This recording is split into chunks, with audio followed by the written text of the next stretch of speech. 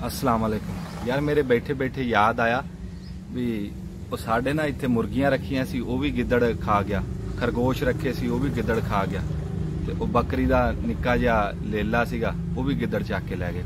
ते वो कुत्ता कोई चाहिदा बघियाड़ी कोई, ते बहुता नस्ली भी ना होवे जिवें आ हुंदे जर्मन शाफट या किहड़े, इन्हां दी तां आप राखी करनी पई। रखना तो राखी वास्ते, इन्हां दी राखी करनी पै जांदी, नाले ਉਂਝ भी मुੱਲ ਲੱਭਦੇ। ਆਪਾਂ ਲੈਣਾ कोई फ्री दे विच कोई बघियाड़ी होवे, ਕੰਨ खड़े होण, पूछ सीधी होवे, बस आ जरा गिदड़ा गुदड़ा नूं हिकी रखे। ये बड़ी मजबूरी बनी, बहुत परेशानी है। उन्हां घर दे आंडे हुंदे सी, वो मुर्गियां ही गिदड़ खा गया। ते कोई फीस बिलिल्ला किसी को होवे ना, ते वो राबता जरूर करो, मैं बड़ा तंग हाँ।